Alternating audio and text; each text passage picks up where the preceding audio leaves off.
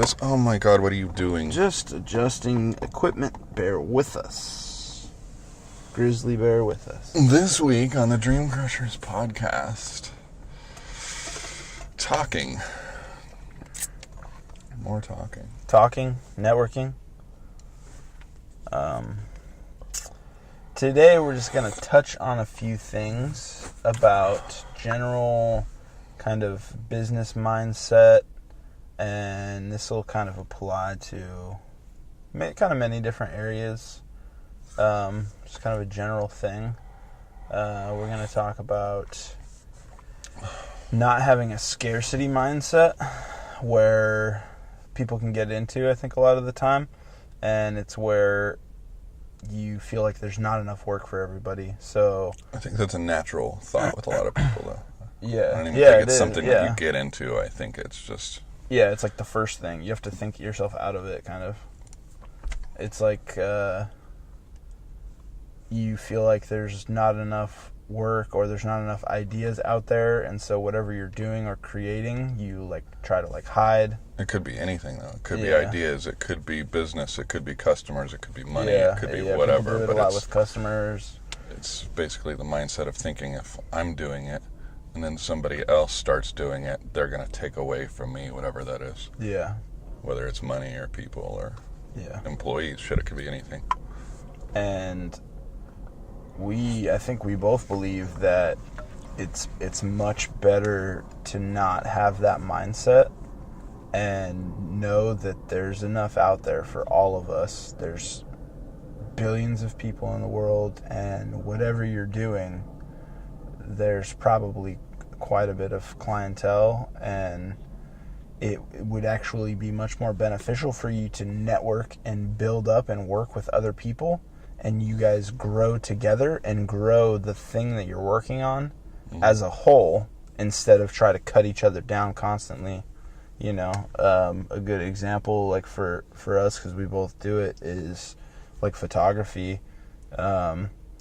It's you can have this mindset of like, oh, like I don't want to talk to other photographers. Like I just want to do my own thing. I don't want them like knowing like how I shoot, how my setup is when I shoot. I don't want to know like my editing programs and like my style of how I do it.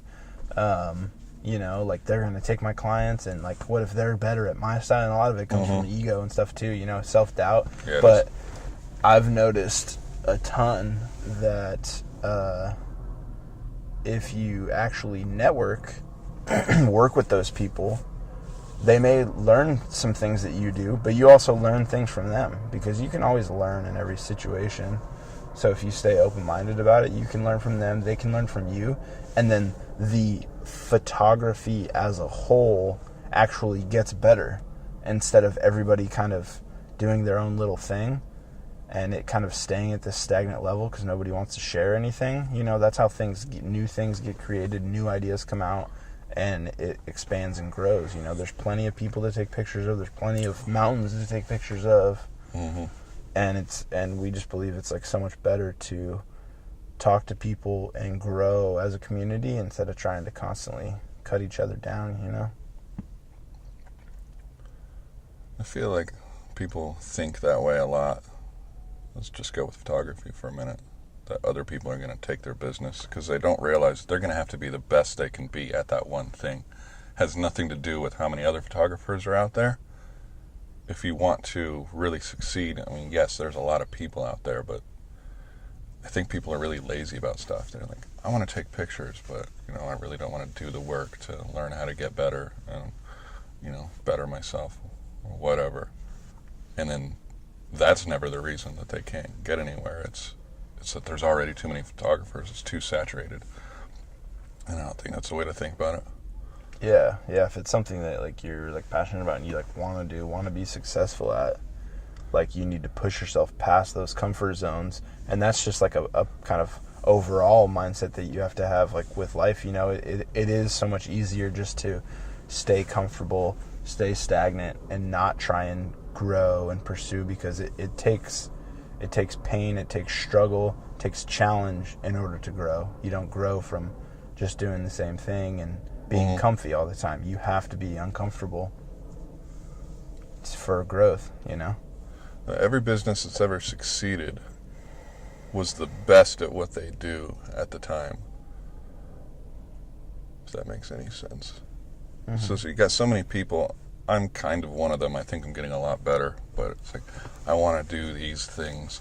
Photography is still a great example for me. I got into photography, and I just wanted to do it, and I wanted to make money. But I was one of those people that didn't want to put in the work. I got to a certain level, and I was like, this is good. I like this. But I stopped learning. The interest in, getting better and stuff kind of tapered off. Kind of plateau. And I, as far as like getting work and stuff like that, I climbed quickly when I was putting in the work and the time and the desire to be better than anybody else. It showed, but then I got to this point where I just kind of got, I guess, lazy, and it was a very saturated time. In that time, it was basically 2007 when I first started taking pictures. People everywhere, but I was still able to get up there. It wasn't until I stopped trying to learn and better myself that it just kind of tapered off, and I think it showed. And that was, I'm not going to say the end of my photography career, but it certainly didn't help it. Yeah. Yeah, you have to be willing, like, and there's kind of two sides of this, because there's the networking and working together side, but you also need to look at them with competitive eyes as well. They are your competitors, but you just don't need to be like shitty with them. So you can, learn from them, grow with them, help each other out, but also look at them with eyes like, all right, like, but what am I going to do to better myself? What am I going to do to be better than everybody else? I need to learn more. I need to do something. I need to put more work in to have that slight edge to be able to be seen amongst the sea. What makes you stick out? And I think, going back to it, I think when people think about that, like, what's going to make me stick out? I think that they feel like working with other people makes them like blend in. I feel like they think like, oh, I need to be alone so that I like stand out. But I don't think that's how. I think that people, you'll stick out, if your work shows it. But I think that your work will improve if you network and enjoy meeting with other people and stay open-minded and stay with that mindset of you can always learn. You can always learn from everybody, even if they don't know as much as you. They might remind you of something that you learned when you were coming up or whatever. It's just things like that trigger like those little creative thoughts. Like when you have two creative minds together, often you spark things within each other, Right. because you kind of like play off each other, and you remind each other, and you bring that energy back and forth, and it helps you to grow and find new ideas, or ideas that you had forgotten. Because there's like, there's plenty of stuff like that with me where like it's like this circle, I'm like, oh, I'll be reminded of something like with photography, and I'm like, oh yeah, I did learn that a while ago. Like I should put that into play. I've like forgotten that for so long, and I don't do it anymore. But that's like a really good like tactic, or a really cool look. Like I need to like bring that back, and I like that. I like expanding my toolbox and having all these things to be able to pull from. That's like the biggest thing for me. I love having variation. I was telling a model that I was shooting with yesterday that my style is kind of not having one specific style. She was saying, my style is no style. Yeah, like she was saying, like just before that, like she liked that, like I shot everything. There's a lot of people that kind of are like very specific. What they only do, like female models, or they only do like within female models, they only do headshots, or they only do boudoir, or they only do landscapes. There's people that only do nature, and they never shoot people at all, Right. And like, I'm not going to say that I'm going to be the best at doing all of those things, but I still like to do those things because it pushes me. It's challenging. There's so many different aspects of photography within the different styles, and you can go like so deep on one of them, but if you don't touch any of the other ones, like I feel like you're leaving a lot on the table. You learn things that you can apply and become creative with on the one thing that you're like more specific with, if you kind of challenge yourself. Like I'm a big believer in that. So like I try to do like a bunch of different things and be as flexible, and like even like with like my editing, like some people have just like a set editing style. Like they only do black and white, or like they only do like super contrasty, like punchy, detailed photos. And there's people that just do like super soft, like very warm lit photos. And like I like, even in the same shoot, like I'll have some pictures that are edited that look like kind of cold and dreary, depending on how the emotion in the picture is, you know, how the model looks in that pose or whatever. And then there'll be one where she looks like happy and it's like warm. And like, you know, I don't think that a ton of people would like agree with that, like having so many different things, but like it's kind of just like my thing. Like I like, well, that's a different mindset for different people. You know? Kind of trying to get how you feel about that. I've heard it both ways, and both of them make perfect sense. Like you got these people that do one thing, and I'm more like you, where I like to do a whole lot of different things. And I've actually heard from other successful people that that's really bad. But when you focus on one kind of thing, you get really good at that one thing. Yeah. And there's a couple different layers here too. One, I feel like that's a real good way of tiring out on whatever you're... Yeah, get burnout. Yeah, it's like, I don't really like this the way I did anymore. And then another layer still is, like you said, wow, I forgot I had that skill. It was like you do this one thing so long, and then you forget that you had, you know, whatever, that you can do this. But anyways, the thing where, you know, you do something and you... Here's an example. We both specialize in a certain brand car at work that we work on, and the benefit to that is we work on that same brand car. There, you know, there's a handful of different models, but overall, I mean, they're all very similar, and you do it over and over and over again, and you get really good at it, and it gets to the point where, you know, like diagnosing stuff usually takes hours and hours, or could take hours.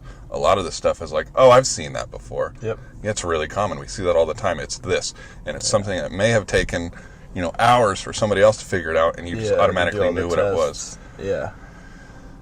So, I mean, there's that, you know, getting really good at something. Yeah, getting needle fine down to sculpting your craft super, super fine. Yeah, and I agree with that too. There's a little story I heard recently. It was about, how was it? It was like a parable or something about a horse talking to a duck.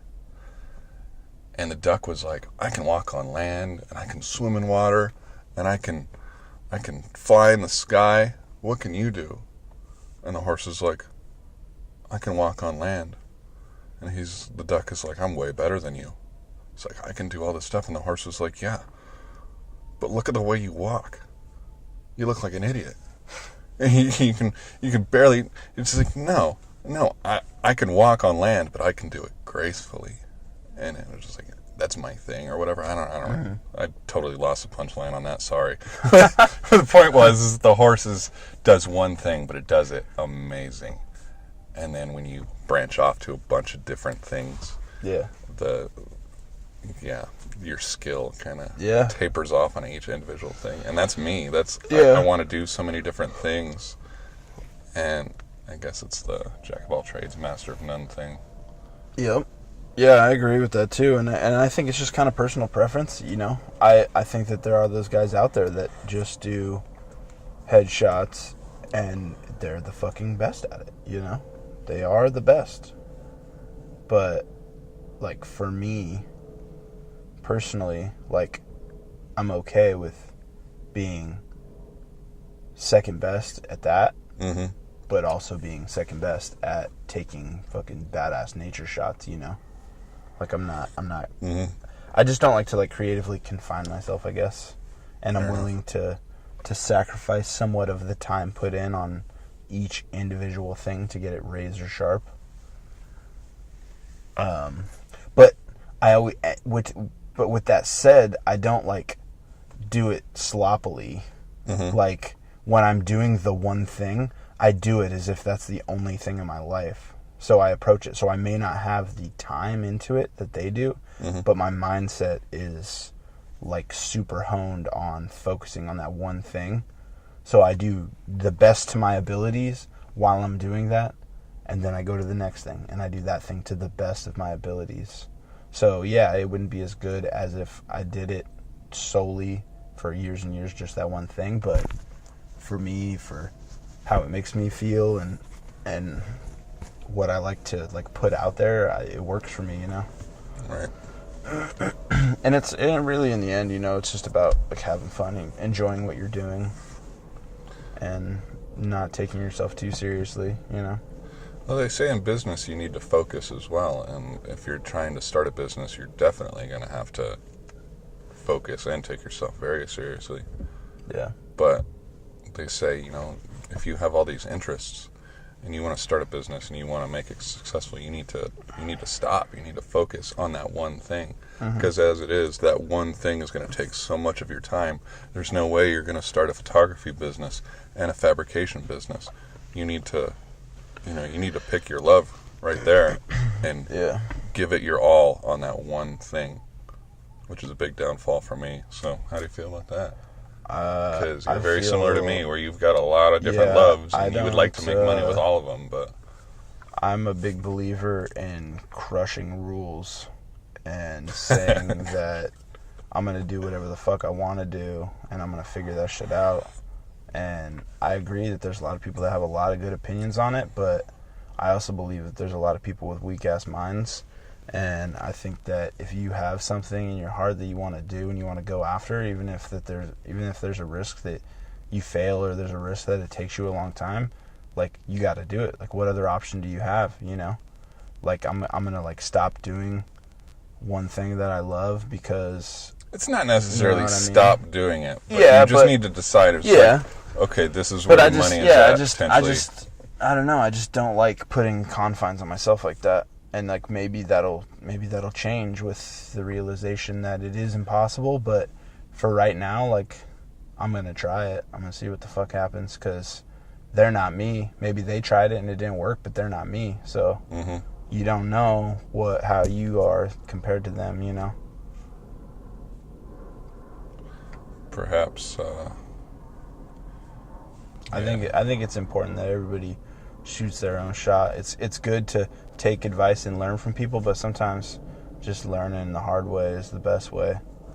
And I enjoy it, you know, because in the end of the day, when we all die and all that shit, like our end success doesn't really matter, you know. It's the journey. So if you fail doing something that you like really are passionate about, and you like were really passionate about doing like these two things, and you failed or you died while you were doing that, I think that's a much happier life than getting to the end goal of being successful, you know, but you like sacrificed some of your beliefs or like how you wanted to go about it, how you had it pictured in your head. You kind of like gave up on that part. That's true. I read recently about somebody who interviewed like 100 people on their deathbeds and stuff like that. You know, talking about, you know, what's your regrets, you know, what are you proud of and all that. And he made a point. He's like, nobody ever said, I wish I spent that extra hour at work or that extra day at work. It's always stuff like, I wish I would have spent more time with my family and my kids, and I wish I would have went here and blah, blah, blah, blah, blah. So it's an interesting thought, because that's the mindset I have right now, is that I just really want to, you know, cram as much work and succeed as much as I can in my very limited amount of human life. Yeah. When it probably doesn't really matter, so I just need to enjoy it all. Because I love working with my hands, you know. I want to make money working with my hands, but the money, I guess, isn't really the important part, so I just need to keep doing what I love and make sure that the rest of my life gets lived as well. Yeah, I think that's where, like, not taking yourself too seriously comes into play, you know, because you just got to kind of look at it like, look, man, this ain't permanent. Like, we're all just here right now. This is just kind of a big game. We're all part of a big game, and some of the ways that you play is like this, some of the way you play is like that. but you just got to look at it like it's just a big game. People just look at it so serious, like we're gonna be here forever. Like, oh, like no, you got to do this thing because in 40 years, like it's gonna be like so important. It's like, dude, none of this shit really matters.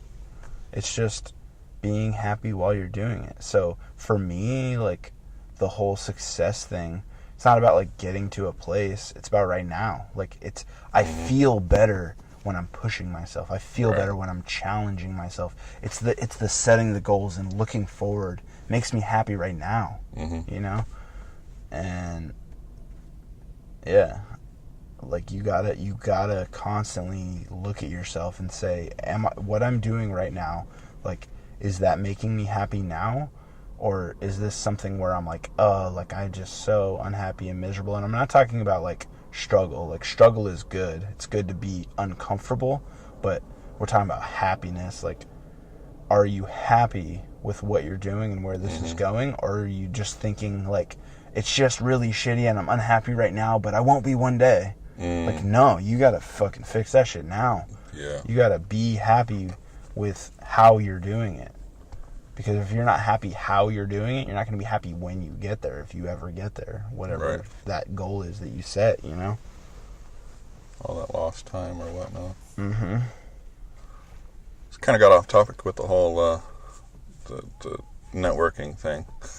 Yeah. Should probably get back to that. Per usual. One of the benefits to networking is probably kind of let's say keep your friends close and your enemies closer kind of thing. Is if you're with people that are in the same field as you and you can maintain a friendship, it's cool because you can kind of see what they're doing, and when you're inside you can kind of see what's working and what's not. It's like, hey, this guy is doing absolutely nothing but Instagram and he's not doing so well, but this guy over here, he's putting more time into the work. He's not advertising at all, or for whatever reason, he's doing great. Yeah. He's raking in the money and whatever. And so you can kind of like, it seems like people are really nice too, for the most part. There's a lot of people that don't have, when they're actually running a business, I think they understand the abundance mindset. At least it seems like it. It's the people that aren't quite in it yet. Yeah. Those are the ones that are really scared, or I don't know what the reason is really. Yeah, the people that are successful tend to like share a lot, you know. Exactly. So if you're in these cliques or whatever, and talking to people that are in the same industry as you, a lot of the times these people will be really nice and they'll like give you pointers, and they want to succeed, so they want to help you succeed because they know what it takes. You know what I'm saying? So it's really good to like get in there with people, and you can find these people that really want to help. And just kind of shy away from the people that don't. Yeah, it's kind of like I've heard a lot of like success, like motivational type people like talk about that, like like Tony Robbins and those people talk about how like, oh, like if you want to like become like wealthy and rich, like go hang out with wealthy and rich people. Like they'll tell you how they did it, and it's like, that's just kind of it. You just talk to people, you make friends. We're social beings, Yeah. And it's not, I think sometimes we can have this like sort of idea in our heads that somebody who is better than us at something is going to be like an asshole to us. Right. And it's just, I think a lot of it's just kind of our insecurities. And there are sometimes when there are assholes in the world, but there's people in the world. Some of the people are assholes, so you're going to run into those. Yeah, but there's a lot of people. There's a greater amount of good. You can choose who you listen to. Yeah, exactly. Yeah, just because somebody says something to you doesn't mean that you have to like let it affect you. You choose what comes in and out. One of the things that kind of sparked me on this whole like grow together type thing is this girl Megan. We went to like school together, and I didn't really know her personally back then, but I just kind of like knew who she was, and started following her on Instagram a couple years back, and she does like modeling stuff. Like she has like a model concierge business. Her name's Pimp Meg on Instagram. If you guys want to check her out, she's super awesome. She's like a just the most like vibrant, lively cartoon character of a person. She's so sweet, and she's always happy, and she has such a big belief in growing together, networking and talking to people, communicating, meeting new people, and that we're all out here to grow together as a team, you know. And she's had a great success with it. She owns like a couple companies and stuff, and like there's been times when she's reached out to me for different things with like photo shoots and stuff, and like she's always so inviting. She has people over to her house, and she does like all these like group like meetings and stuff, and like has people over so that different photographers can talk to people and with the models and everything like that. And she's just really good at it. She just has that personality where she's so nice, and she's got it down, you know, where she can talk to people, and she's good at like finding investors for things that she wants to do and ideas, and she's super creative, and she's just awesome, like fun person to be around. And I've learned a lot from her about the importance of that, you know, because it's those people that you talk to, those people that you slip in a kind word to when you're discussing things that 2 years down the line, you have a business opportunity, and then all of a sudden they hear about it and they're like, oh, well, I'm interested in that, you know. And it's just the more people that you know, the more people that you're kind to, the more people that are on your roster, Right. for you to help each other out, you know. And it's nice having that.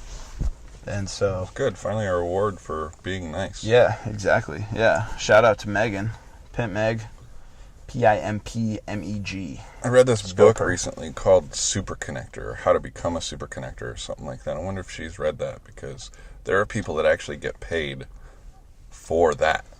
It's crazy. It's like they don't really do for, anything. like, networking? They just, they network with people. They get to know people. A lot of these people have other jobs and stuff like that, but they just get to know people, and they're like really good listeners. I mean, that's an amazing skill that you need to have, you know, anyways. You know, so practice listening. But she'll meet people, and she'll like figure out, you know, what are you into? You know, what do you do professionally? And she'll retain this stuff.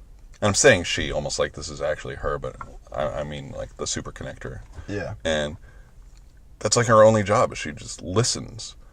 And basically next time they meet somebody, you know, they tell them, you know, what they're into and what they do, and be like, hey, I just met somebody recently that, you know, does that and is into me that. connect Maybe you guys would like to talk about stuff. Yeah. And that's all they do. And to be honest, I got to the end of the book and I don't remember how exactly they make money, but they do. They make money, and they make a lot of money. I don't know if it's Sounds like a I don't know. pyramid scheme. It's no. No, it's exactly what you said. It's basically a middleman for networking, helping all these people get connected, people that may never meet, Yeah. but could, you know, make something great if they were together. Speaking of pyramid schemes, though, even though they are like super creepy, like I was dating this girl once, and I didn't realize it, but she was like into this one like giant pyramid scheme, and I didn't really know what it was. She just kept saying that like she had a business, and I would like try and ask her about it, and she like couldn't really answer any questions. And I'm like, I don't really understand what the fuck is going on. Like what do you do? And then she was like, well, just like come to this meeting. You know, there'll be a bunch of people there. Everybody's nice, and we just like talk and whatnot. And there was like a speaker, and then it was like, I like went there, and I like would like look around, and I realized like all of these people are like staring at this guy, like worshiping him, and I was like, this is super creepy. Like this is really weird. And the guy on stage is, you know, promising wealth and success and the next 2 years or whatever the fuck it was, and it was just super weird, and ended up, you know, realizing that it was just this giant like pyramid scheme. And but one of the things that I took away from it was that one thing that they're really good at is networking. Like that's what the whole thing is. Yeah. That's all that it is. Like it's interesting how they do it, because it's, for how creepy and weird and like shitty it is, because they are like taking advantage of people, I feel like, without them knowing. It is a very like good business plan as far as like making money. So like they have products. The products are really good, but it's not about the products. Right. They have like these people that sell the products, but the real business is those people that sell the products getting more people underneath them to sell products, and to become a better business person or better seller. They have all these books and all these seminars that you have to go to that are hundreds of dollars. Right. And that's where all the money's at, is in these seminars and shit that these thousands and thousands of people that are going to. And it's like it's almost like the products and all that is just like this weird cover. Yeah, it's exactly what it is. It's like a front for like money laundering. It's super strange. Well, it's illegal if you don't have the products. Oh shit. What happened? The police are over there. Oh no, I don't even see Oh, they're it. turning around. What the hell are you even looking at? The black and whites. Metro. Over there. Oh my gosh. Oh. Anywho. But yeah. Yeah, pyramid schemes can be creepy and weird. But I highly they are recommend good. getting into one though.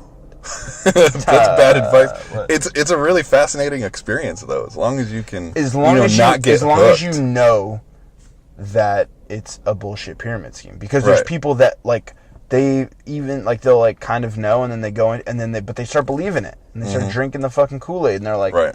oh no, like they said like I could do really good, like I don't need to like build my business nice and slow, like they told me in 2 years I'm going to be making $85,000, and it's like, dude, stop. The funny thing is though, is I gotta tread delicately so it doesn't sound like I'm actually advising anybody to actually get into it. But you can make money in those, and you can make a lot of money, but you gotta be basically a piece of shit. Yeah, you have to be ruthless. You gotta know that you're not gonna sell 1 million energy drinks and become a millionaire. But if you know why you're there, and you're really good at talking to people, and you're really good at convincing people that, you know what, this is what you should do. This is what I do. Those are the people that make all the money. For They you. get past that front of all these products Yeah. that they sell, and they're like, I'm not here for the candy bars and energy drinks. I'm here For the to humans. sell. Yeah, basically. I'm here to steal souls.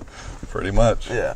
And That's what it yeah, is. and it's just so sad watching these people that are like fully hook, line, and sinkered, and they're just not making money. They're not going anywhere, but they're like putting all their money into this, hoping that they're going to get some return on it, and it just like doesn't pan out for them. Did like, you ever watch the Scientology thing with Leah Remini? Yes. I don't want to get into that too much because I don't like bashing anybody's religion, because I don't even know, where I stand with religion and stuff right now. But it seemed very much like that's what that is, at least from her mouth. Yeah. Is you get all these people in on the ground floor and they believe this stuff, and then it's just a huge moneymaker because these people have to learn, to get these different stages in Scientology. They have to pay hundreds, thousands, tens of thousands of dollars to, get to these different rungs. And it's all like smoke and mirrors kind of thing where like Right. you don't really know why you're there, what you're doing. It is like a strange, like, it's interesting that they can like classify it as a religion, because it's almost like more of kind of a club business thing. Maybe that's similar to like the whole what we were just talking about. They got the products, at this place. Like, woo, look over here. Yeah, here you go. You sell this stuff, and that's the business, and that's what we do here. And then, that's enough of that. Yeah, super weird. I'm glad I experienced it. I thought it was going to be a great thing. That's why I'm recommending, everybody should, do it for a little bit and then get out of it. Maybe that's the key. Yeah. I recommend trying it out. Just go to like one meeting, and you'll realize that it's super creepy and weird. Yeah. Because that is also like a religion. Like the way that the people like looked at the dude who was speaking, Right. and were like shouting and screaming to him, and like it was like a mixture of he's a celebrity and like a religious figure. It was really weird. They're good at what they do, though. Those people that are up on Oh, stage, yeah. they just got back from Hawaii. He did. And they've been He there literally said that. He's like, I just got back from a beautiful trip to Hawaii with my family. They show their pictures and they talk about how easy it is to make money, and you're not a bad person if you like start to, wow, this could be really great. I mean, that's what they do. Yeah. But you just gotta have a mindset of... He literally said that, and he's like, look, he's like, a lot of people want you to work hard to make money, but you know what? I'll be honest with you guys. I'm pretty lazy. I'd rather just make money easy. And you're just like, what the fuck? Is this guy smoking crack? That's what everybody wants, though. Those are all the best-selling books, you know, how to become a millionaire in 3 weeks. It's a shit mindset, you know? That all comes back to that. Just wanting the easy road, not wanting to forge yourself through the fire. Just taking the fat pill, you know? Well... Networking in the right places. Yeah. What was the other branch of that? You said networking and something. Scarcity mindset. Oh, that's right. Just knowing that there's enough out there, you know. My brother shared with me somebody. I don't know how it's working for him, so I don't know why I bring it up. But I mean, just being a good person on this earth is enough for me. My brother shared this video of this guy on YouTube. I don't even remember his name. I wish I could give him credit, but he just seems like a stand-up dude. And he does LED taillights, custom LED, you know, like sequencers and stuff like that. And he's got these videos. I guess one of his videos is called Steal My Business. And it's like, this is what he does for a living. He makes these taillights and stuff like that. But then he's got this YouTube channel where he teaches everybody on fucking YouTube. Mm-hmm. And there's a lot of people following him. They teach him how to do what he does so that they can do it themselves. What kind of business proposition is that? But clearly it's working for him. Yeah. Clearly he has an abundance mindset. Yeah. I can teach hundreds of thousands of people how to do what I do, and I'm not worried about losing my business. Exactly. So much so that he's going to title a video, Steal My Business. A lot of that... It's crazy. It's awesome, though. A lot of that comes from knowing also that 99.9% of all those motherfuckers ain't gonna do shit. Yep. It's not about the information. It's about having the drive to do something, you know? True. And the people that are truly drivey and truly are go-getters, they got their own shit going on too. Yeah. You know what I mean? So, yeah, while your information might help them a little bit and they learn from you, like, you could probably learn some shit from them too, because they're pounding just as hard as you are, you know. It's not a lot of I think that's what, like, a lot of people get it twisted, like, oh, like, if I get the same camera as Peter McKinnon, like, I'm Peter McKinnon now. Right. It's like, nah, motherfucker.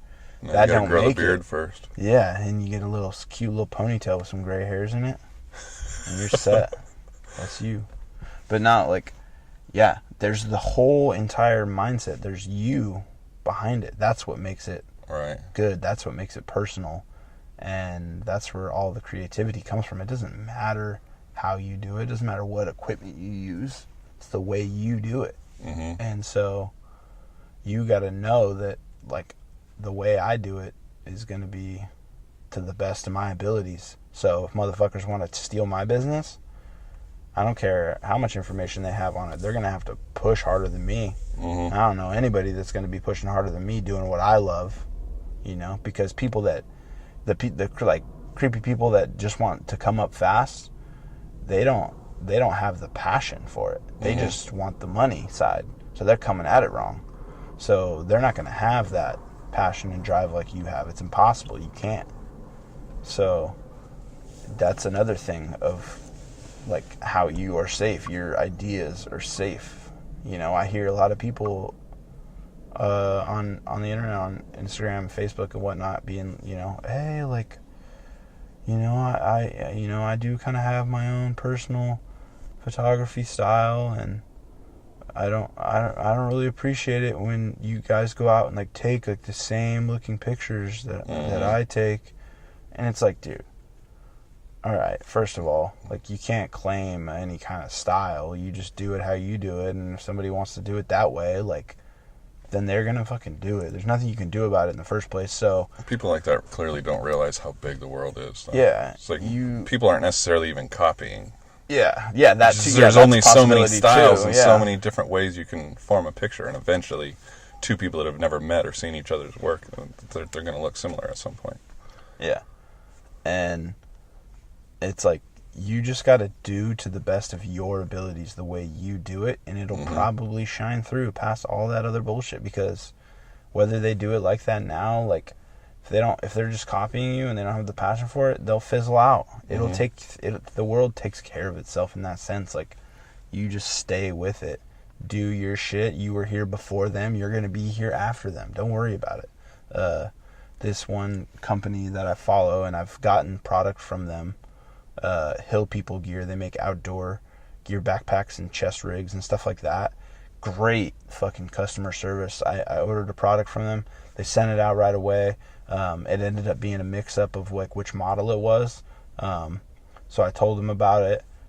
He shipped me another one like next day, and he said, if you get the next one and it's what you want, then just package up the other one and send it back to me. Whereas like a lot of people are like, oh, we'll send that one back, and then once I receive that one back, then I'll figure it out. And then say, he's like, nah, man. He's like, I shipped it out to you. He emailed me back right away. He was super nice, apologized, and I'm like, dude, like fucking awesome, Right. like great company.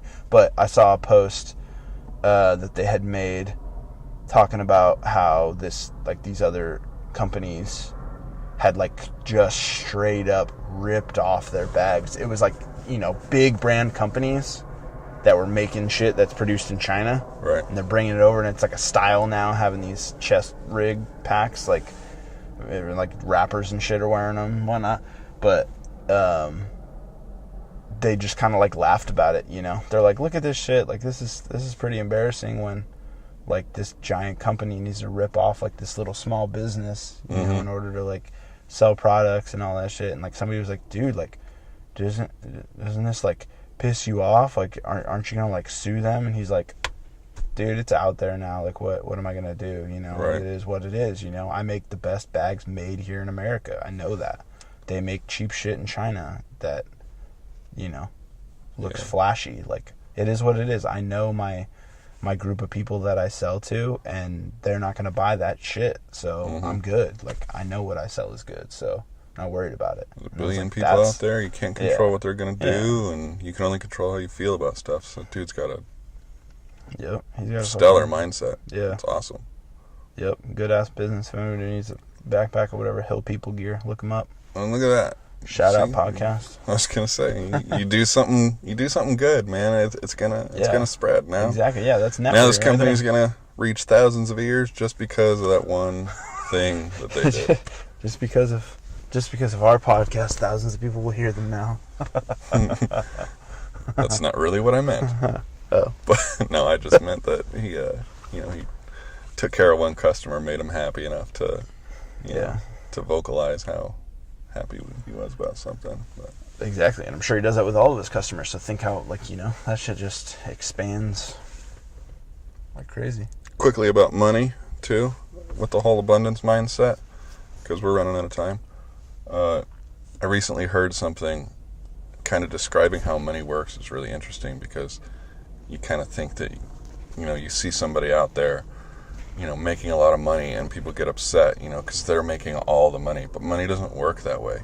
It's like, because somebody else is making a lot of money, all that money is still out there for you to make. Nobody's taking away from anybody else. So they got all these people, that are in poverty and stuff like that, and they're so mad at all these rich people and whatever.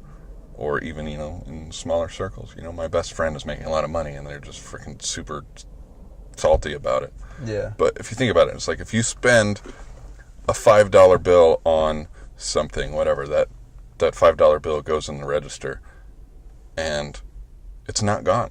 Just because you spend it, it's not gone. It's in the register. It's going to end up in somebody else's pocket, and then that person is going to take that $5 bill and spend it on something else, and then that $5 bill is going to get spent on something else. And it just goes on and on forever. It's just $5, but it's bought. It could have the potential of buying 1 million different things. Yeah. Millions of dollars worth of different things, that one $5 bill. So, that's it. It was just really fascinating. It really opened up my eyes. Like, wow, there's all this money out there, but it's just moving around, and for some reason, it's making us able to buy different things. Yeah. Yeah. It's just a giant trade network. It just goes back to that. That's all it is. It's just a note for trade worth. So don't get upset when you see other people making money. Become their friends. Ask them somehow. how. Ask them how they make the money, and then do that. And once again, people that have struggled and they got up there and they've figured out how to make the money, they're very often the people that are like, come on, little buddy. Come under my wing. I'm going to show you how to make the money. If you're serious about it, I will show you. There's a lot of those people. Yep.